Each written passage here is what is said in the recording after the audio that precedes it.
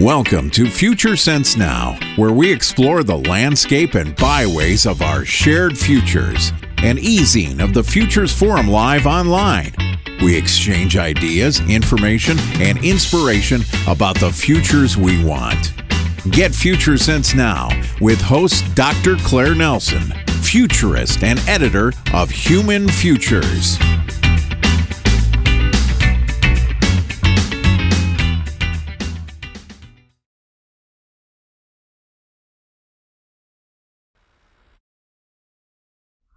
Greetings and salutations, and welcome to Future Sense Now, an online e-magazine of the Futures Forum. February is Black History Month, and so we are having another conversation on the future history of Black America. Specifically, we are exploring how Blacks in America will be faring in the year 2030, 2040, and who knows, 2050. A high focus on 2030 because by 2030, America, it is said, will be a majority-minority country and will no longer be the world's sole superpower. More importantly, we also have a global agenda around the Sustainable Development Goals. And in that, we have several goals which could be important for Black America. The future of inequality, in particular, SDG 10, one which is not very often bandied about, is one that I think may have special place for organizing the American community, the Black American community. So in this episode, I'll be speaking to KADIDIA THIERO. I hope I'm pronouncing her name correctly, and she will certainly correct all of us. But KADIDIA THIERO is the SOARS Principal Investigator and Program Lead. And what is SOARS? It's about significant opportunities in atmospheric research and science.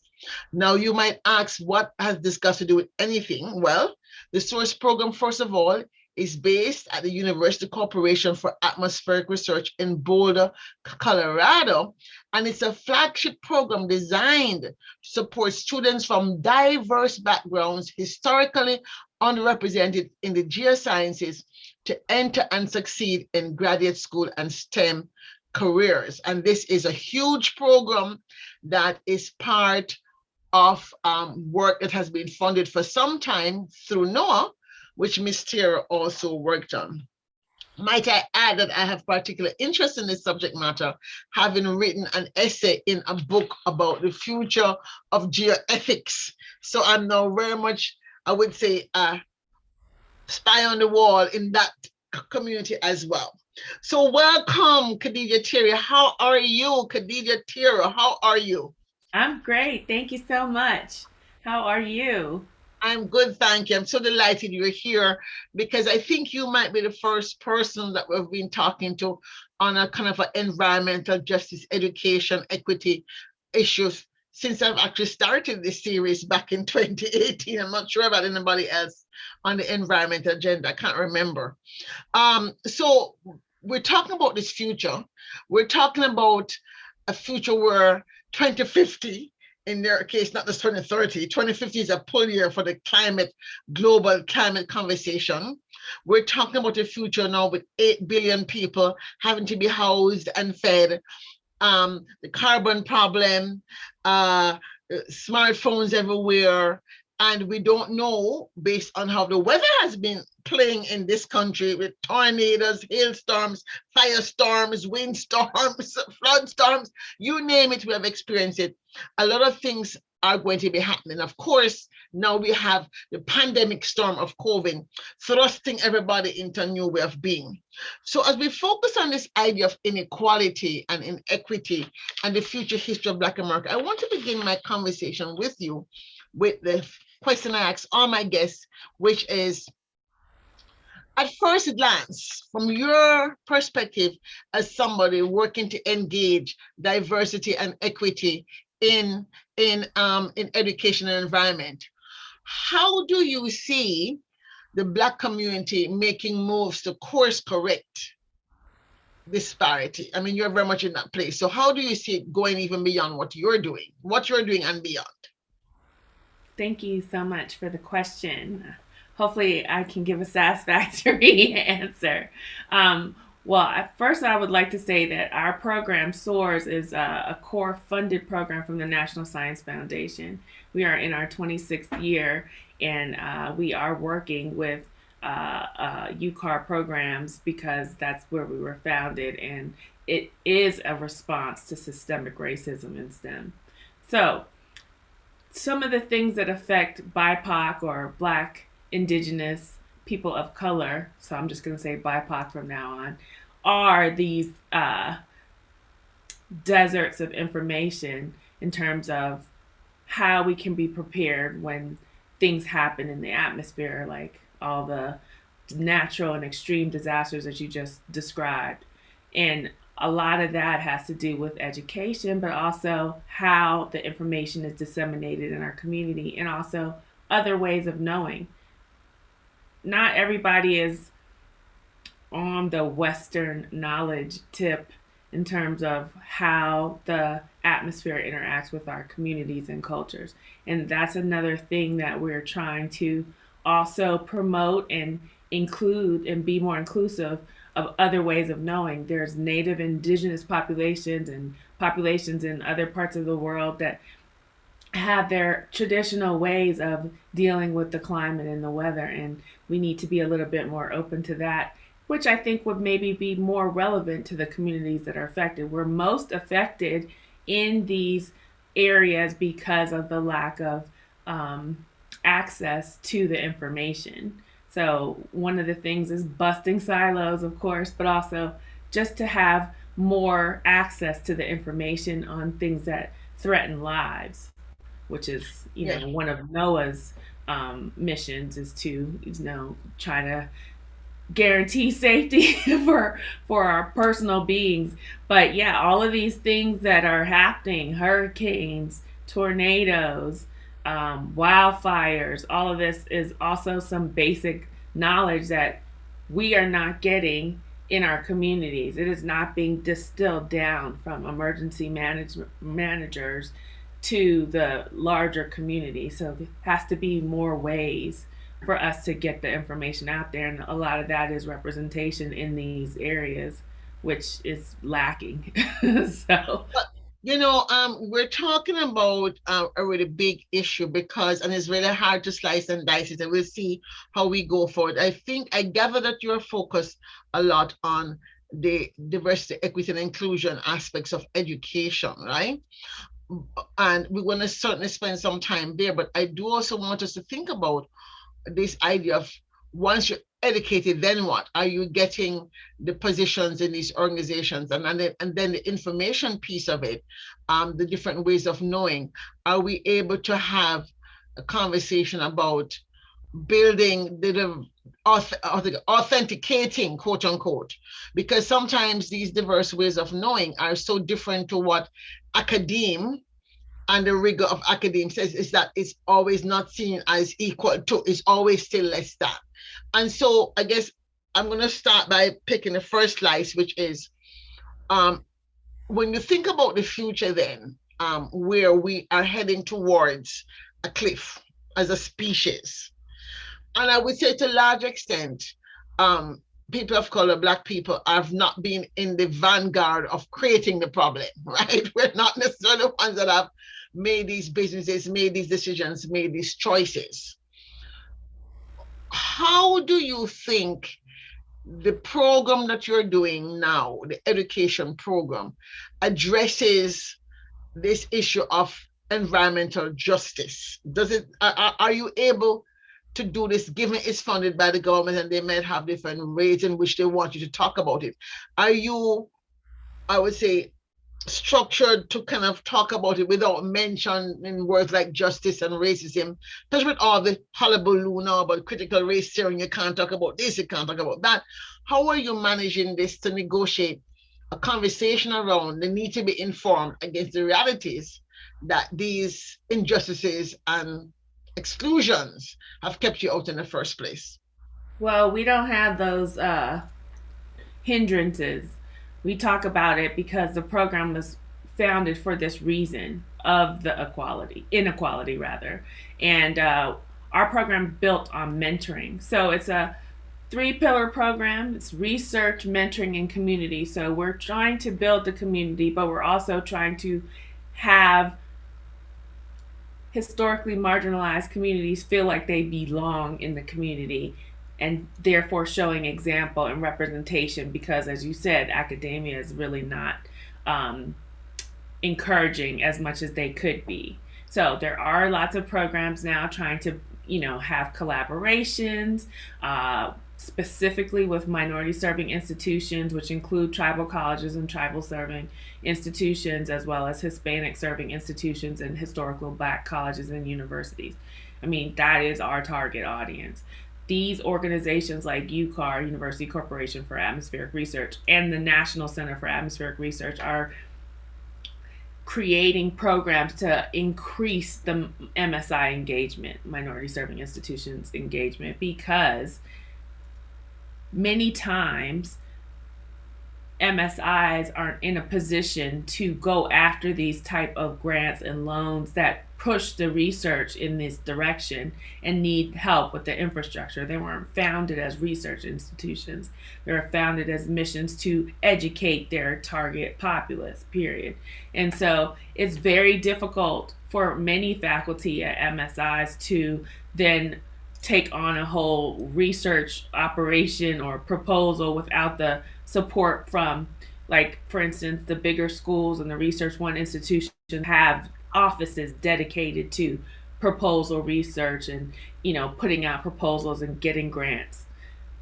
That's not the case in MSI. So we're trying to, find solutions by building partnerships, going after planning proposals that will address some of these deficiencies, or rather lack of resources in MSIs that are educating the people that are needing the information for their communities. We're the least educated about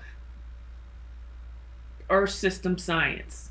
And so we're trying to create opportunities. I mean, the National Center is for the nation, not just for people who have access to this information. It's for everyone. And so I feel like there are many opportunities and initiatives happening. They're still earlier on, because now people are, I guess, are recognizing the inherent biases and the systemic racism entrenched in academia.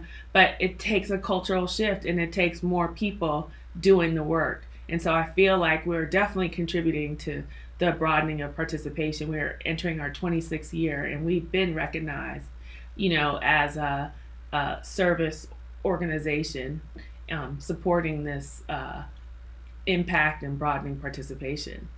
I want to go deeper into this conversation about the tribal colleges and the Black colleges in particular, because it's three different minority groups, quote unquote, in America, but focusing on indigenous people who were here first.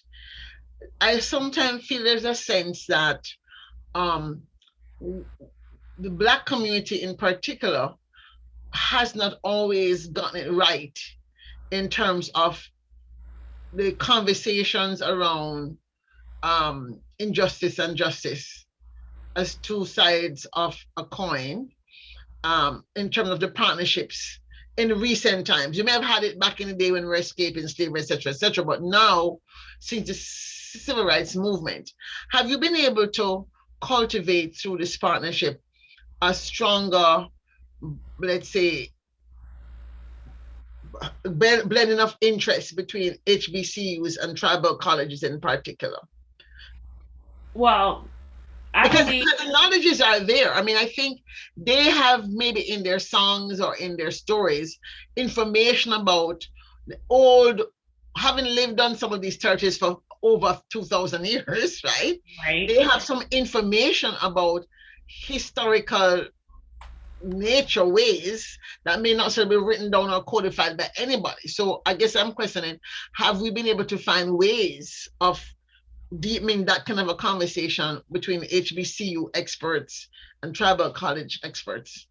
I think that there were some initial partnerships. I think that they can be strengthened. I know for, recently I found out that there was a partnership between Hampton, one of the earlier HBCUs in Virginia, and a tribal college or tribal nations where tribal indigenous students could come, and they had specific courses for them at Hampton earlier in the 20th century. Now, I don't know what has happened since then, but I do know that there are lots of efforts to increase and push indigenous knowledge systems. But I think it's a natural partnership for HBCUs and indigenous colleges or indigenous learning institutions to get together, because some of the ways that we interact with the earth are similar. And so, I've met mixed. She's self-identifies as mixed race. She's indigenous and African American. She went to North Carolina A&T, which is an HBCU. She's a professor of ecology and geoscience at University of Washington Tacoma. Her name is Dr. Michelle Montgomery, and she's the one that told me about the earlier on family members who took classes at Hampton, and where they were specifically for indigenous communities, which I was shocked. But, like you were saying, it seems like a natural partnership and something that we should put more time into. I don't know that there have been any formalized structures or formalized courses or even colleges that have any explicit indigenous and African American connection. But I'm wondering if we really need to make it formal. And before you tell me that, though, I want you to kind of explain indigenous knowledge system so that everybody knows what we're talking about, because maybe I'm understanding something different from what you are talking about. Worse, people may not even have heard the term before if they're hearing this for the first time. So we're talking about, let's say, ways of knowing and place-based knowledge and ways of knowing. So how the earth works in their knowledge system, their cosmology. Everything in nature is to be used for the betterment of the community, and the nature is what leads the knowledge. And so I just read somewhere, I was looking for a word. Actually, I was doing a presentation on how can we really come to love the planet, right? We have to heal the planet. We have to love the planet. Black people, for the most part, are themselves quite broken, in some ways in this country. We have had to patch ourselves together. I think we have done quite well, quite frankly, given we didn't have many tools to create new cultures, new musical forms, new dance forms, new art forms. Out of our brokenness has come something actually rather beautiful. So I'm not saying it in a way to have anybody believe that I think of us as victims. No. That's not my way. Look at the piece of art behind you, for example. But I'm wondering if, I found this word hyena in Hawaii cosmology, which literally means land, right? But the word means land as a translated word, but the word means and signifies so many things beyond land. When they use hyena, it's about love of the land and actually understanding that the land is the chief and we are the servants to the chief. And that construct is not a construct, I would say, that is very much patterned in traditional Black culture, because we are very much part of the capitalist system that enslaved us. Our mindsets have been imprinted on. So as we think about the future of the Black America, and I want to tie this back now to the question on land. I'm not sure how much you know personally about it. I know it's not necessarily in your job function, but as you think about the land ownership question and the fact that there's so few Black farmers today compared to the same time 1920, how are you seeing this conversation on environmental justice indigenous knowledge systems, teaching K through 12 people about understanding the earth systems, tying back to perhaps the burgeoning idea in the Black community that they need to get back to the land. Are you seeing that that's out there, or am I just imagining things? No, I don't think you're imagining things. However, I don't, like you say, it's burgeoning. I can tell you, for example, here in Colorado, and at our organization, we are very seriously taking land acknowledgement into effect. I have land acknowledgements in my signature. I know the indigenous groups that were on this land and traded and worked on this land, however, they've been pushed out. But I do know the actual names of the tribes. The Black farmers have definitely been basically decimated. I actually know of one Black farmer who just bought agricultural land in Colorado. He says that he is one of two Black farmers in the state.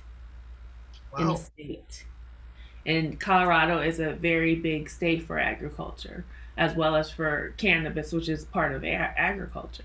Well, let's Um, not get into that. there's hardly any Black people. There's like one Black dispensary owner in the state. So, Yeah. yes, it's definitely an issue, but I feel like with some of the universities here that have these extensions and have, courses around agricultural and science, that perhaps we can get more Black people even interested in it. But the issue is the support and the knowledge access.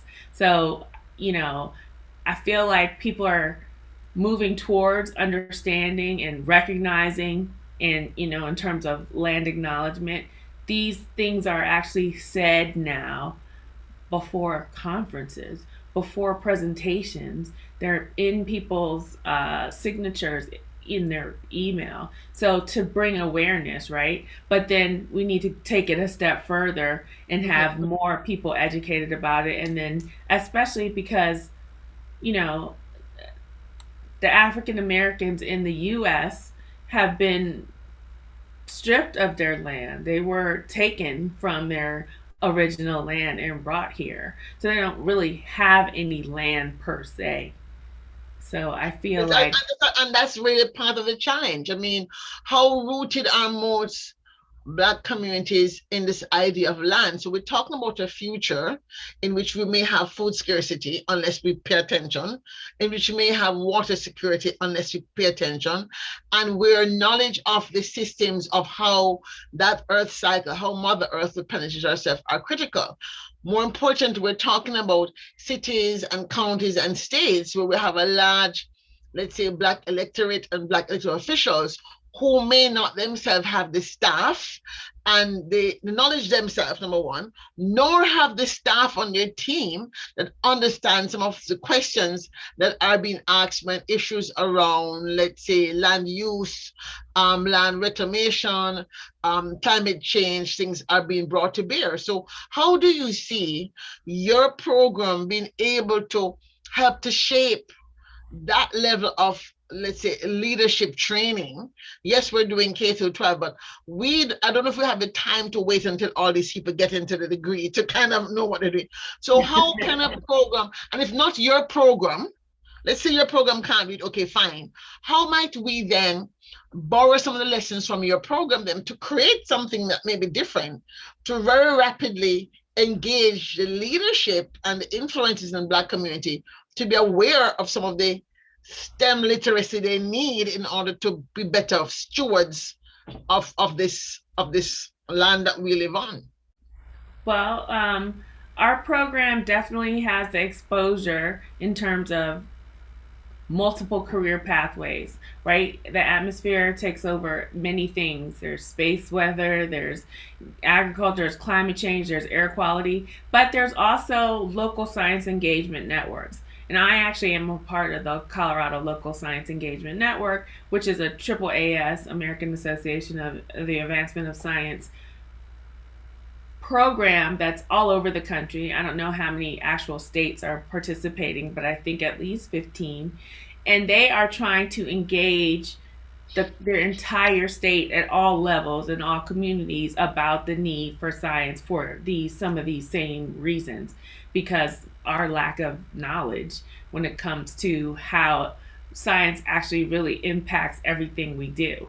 And so I think that more programs like the ones at the Colorado Local Science Engagement Network and others, which tie the atmosphere and the broader Earth system sciences into, relevant daily living, is something that we just need to start promoting earlier. It's not really being promoted. You have a little Earth system cycle in 8th grade, and then there's nothing until you get to college.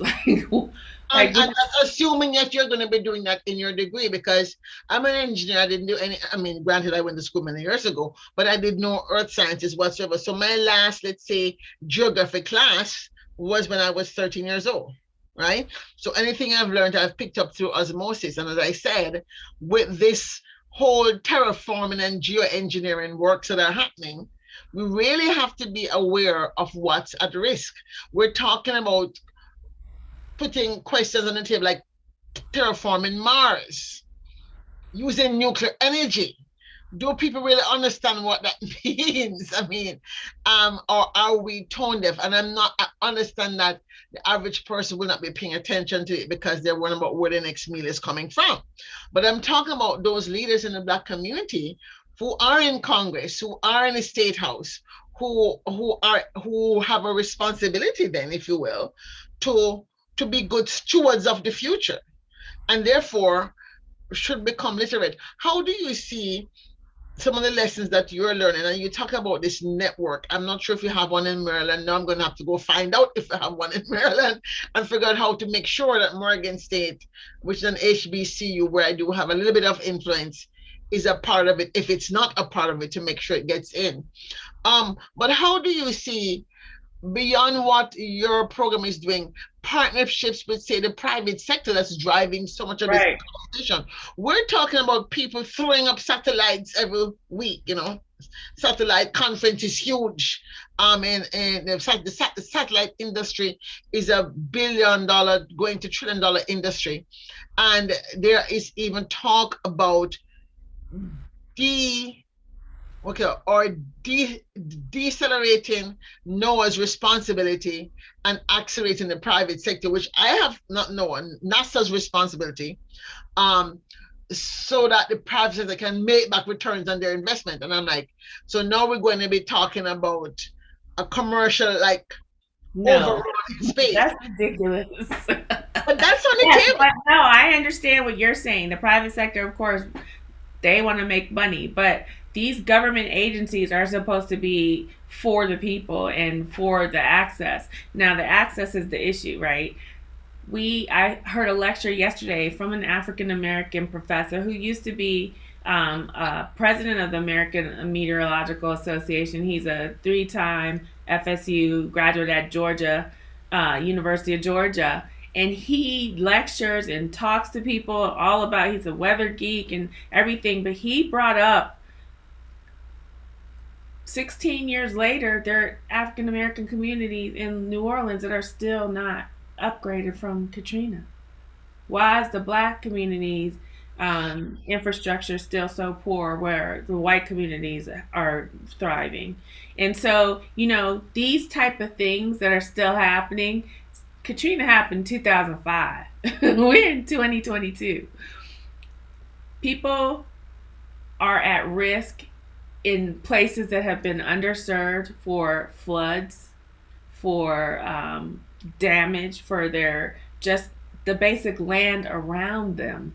And so we need politicians, representatives to understand that so that they can advocate for better infrastructure in these neighborhoods. And because, like you say, if you're looking for a place to stay or worried about your personal safety, you're not thinking about trying to influence the legislators to get more resources for your community. You're just trying to stay alive. So we need additional advocacy, but that advocacy comes with knowledge, right? Why is it that something that affects everybody's every day is not being, the priority is not on it, which is why you're not learning about it until later, if you're even learning about it. Yeah. And that really is to the point. So to again to come at this to the question about how then do you separate apart from your job, how then do the Black people like yourself who are in these spaces, one and two of you in these spaces, multiply yourself in such a way that we can step up our understanding? What is the role of Black media? Is there a role for Black media I think so. In beginning to talk about this narrative of how climate and understanding earth science and STEM literacy are going to be critical skill sets, not just for a job? I mean, yes, we need all want good jobs in STEM or whatever, but my point is beyond the job, it's a matter of understanding enough to make good decisions as a voter, as a leader of a corporation that may be involved in the energy sector that has to use water from a river, as a politician who may have to rubber stamp a request for some large tracts of land to be set aside, and the EJ movement is saying no, and they say, but it's going to bring us jobs. Yeah, but at what cost? Well, how do we use your programs and programs like yours, and then without the side of those programs, how do we educate the Black community on the emerging threats around environmental security? Well, I'm sure that it's a multi-pronged answer, like since it's such a multi-level problem. But some things that I know about are, for instance, big collaborations that like NSF is pushing, talking about convergence science and convergence zones, which basically require community engagement, but not just saying, hi, we have a community here. No, you have to outline what the community engagement is, knowing that relationships don't happen overnight. So they have to act like they don't happen overnight and give support and money for those relationships to happen so that they're being realized and exposed at different levels, not just after you graduate from college. You need to know, your community needs to know about the threats from elementary school, not, post back. So there are initiatives and implementation proposals and planning workshops that are happening at those levels. But how do you make sure that you're involving the community? So they're basically, what just jumped in my head is elementary school level. I said, actually, maybe it's the children who will teach them, because if you have access to elementary schools and you are designing education programs for elementary school kids, they might be the ones that you'll have to basically train to take the message back home and to their parents. yes, of course, of course, of course. Yeah, no, I mean, that's just one example. I mean, I think that every level, especially government level in public school systems, institutions, higher ed institutions, they all have a responsibility to work with the communities that they're in and to, increase the community's power and knowledge, period. Like, beyond the whole, we're supposed to be graduating people. How are you going to graduate people if you're not even getting people to come? You're not even exposing people. So, well, that's the catch-22, isn't it? I mean, if we're talking about, and I really am happy you brought up the Katrina agenda, because that's probably still the most shocking image of people who were born then anyway. Memories. I'm thinking that, oh my God, those kids were born in 2020 wouldn't know a clue of what we're talking about, or even 2015, and they're now 7 years old, or they're even born 2010 and they're 12 years old, don't know what we're talking about. But one of the most shocking visual memories of certainly those of us who were alive to watch it on television. But I think it's a good place in which to say take off from this idea again to come back to the media story. How do you think an organization like yours might better engage with Black media? Or do you think that there's more that could be done, that we will leave this conversation, for example, and say, hey, as a result of this conversation, we're going to work together to do X? Because I'm one that don't just like to talk for the sake of talking. I actually want to do something with the talk, right? So bearing in mind the whole climate conversation, the Flint story is now well known, but again, you're saying people don't even know that people are still suffering in New Orleans. in New Orleans. How can your organization partner with, say, nonprofits like the Futures Forum, which is able to be a bit more flexible sometimes than an HBCU, to say get a new narrative out there as part of a national community action group, so to speak? Because we have the state level groups, but sometimes it's only two people in there as well. And if it's only two of you sometimes can't make something move. But maybe who is the Black media though? Like, let's define that. Like, good question. Good question, right? It used to be the National Newspapers Association. Right. Newspaper Publishers Association. That's one body. Then now we have, let's say, National Association of Black Journalists that work anywhere. But now we have a whole bunch of independent Black media that have arisen, because everything is now a digital. Everybody that has a phone can be a media house, basically.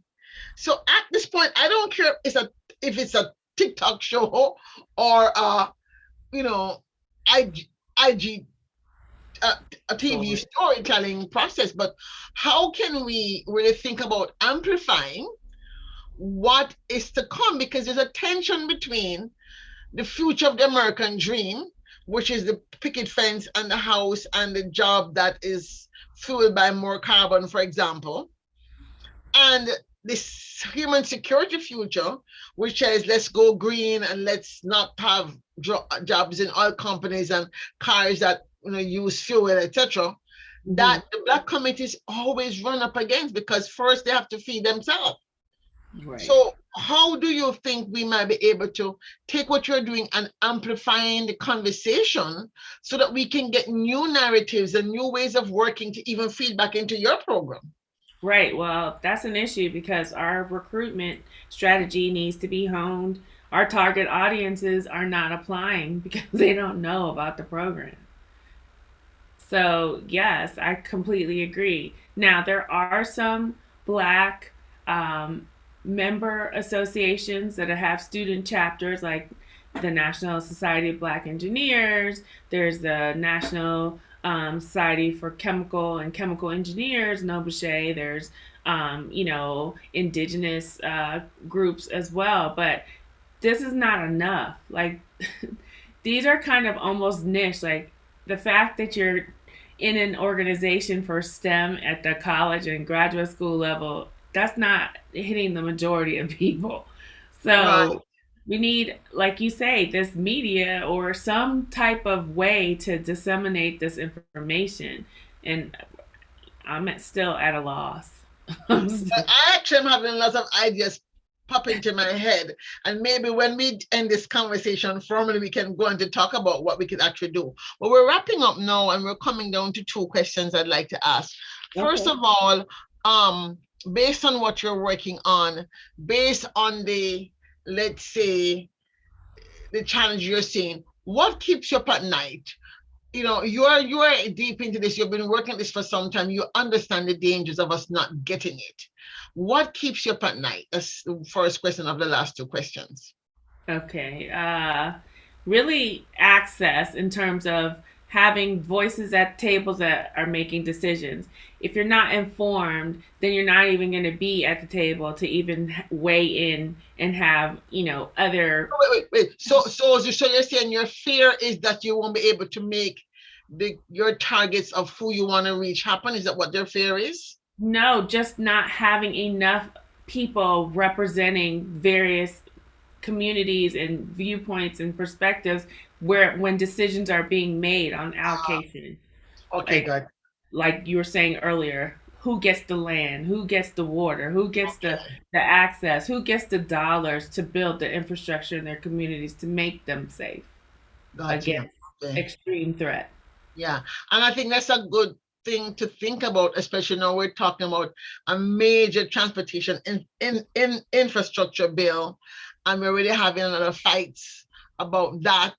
Um, it's too big, it's too small, it's not the right people at the table, and we don't know exactly how they. One thing is to have the money allocated. It's quite another thing to have the policies and the regulations and the systems for the participation, to not just be the same big 5 companies, but to have the 50 smaller community driven companies and processes being put in decision making.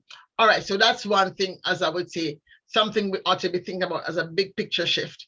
So to wrap up, I really like to have people try to come up with an aspirational future that they would like, right? Because for me, we can speak into being what it is that we want. So if you were to be optimistic, right, about your work, because you have to go there every day. So you have to have some optimism about what it is you're doing.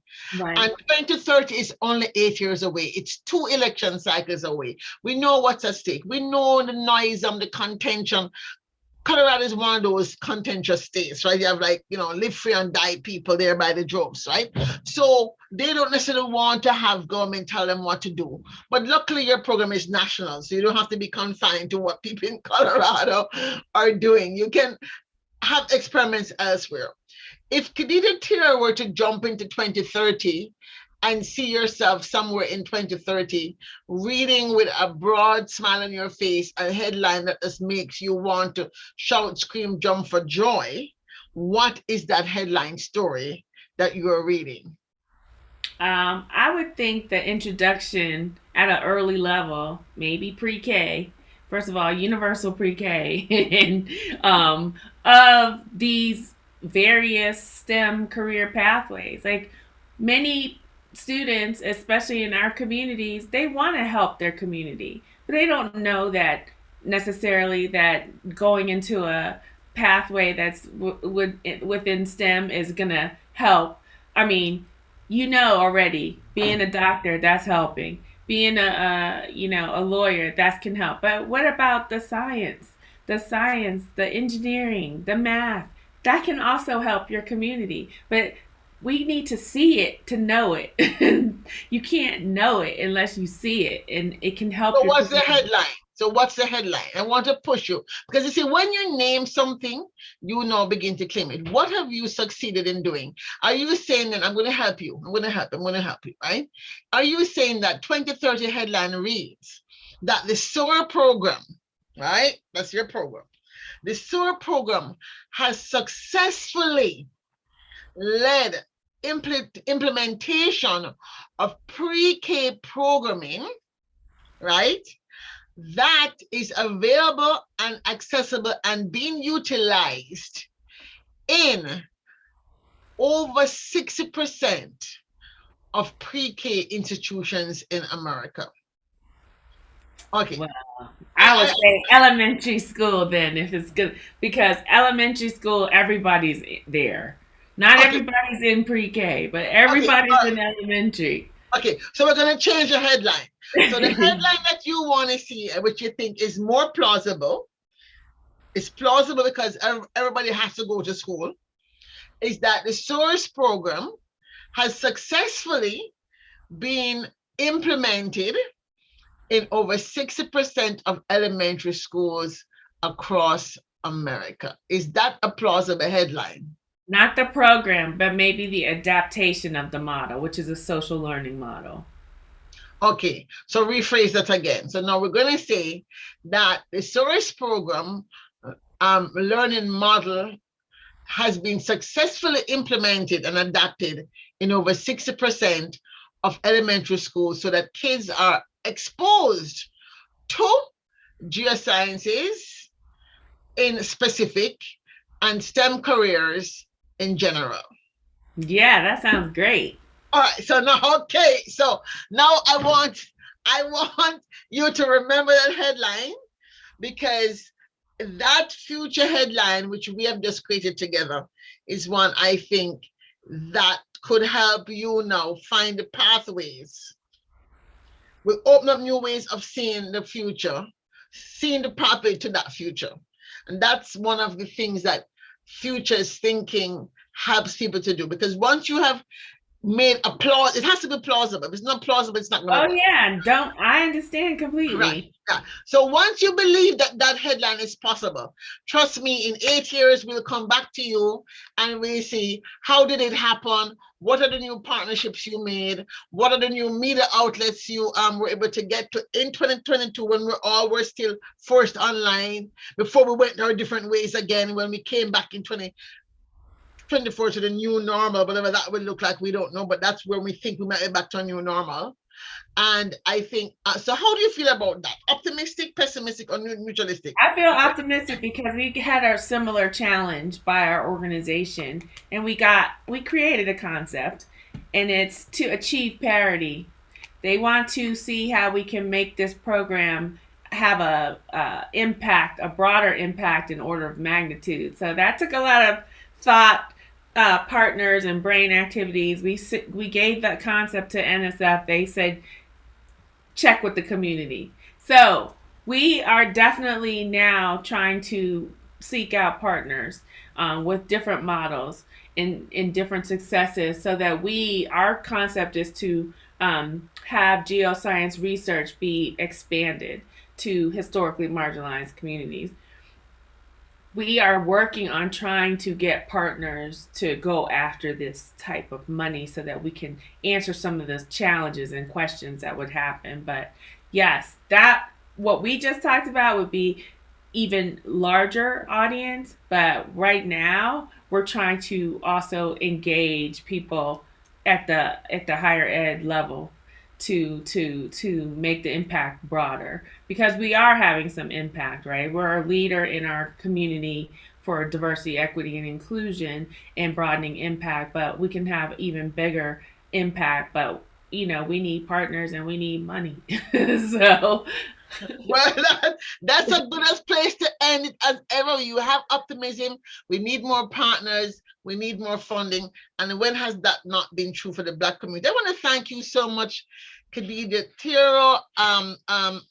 Let me make sure I am describing you correctly.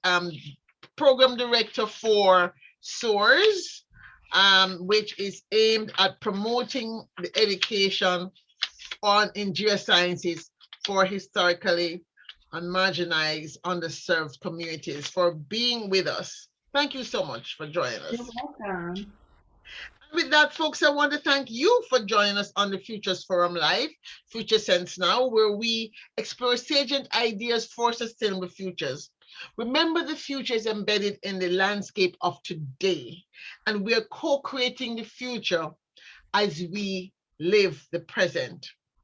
And until next time, as we say in Jamaica, safe journeys.